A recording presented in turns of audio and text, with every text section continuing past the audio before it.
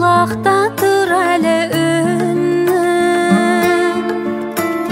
Жаратқан сыйлаған ешкімге қимаған гүлім. Бағыңнан қашпайсың, жаңа өмір бастайсың бүгін. Басыңа бақ құсы қонсын, айналаң жақсыға толсын. Жаратқан сыйлаған жанымның бөлшегі, бақытың баянды болсын. Жанымды қимасты қинай, сыздайды ішіме сыймай.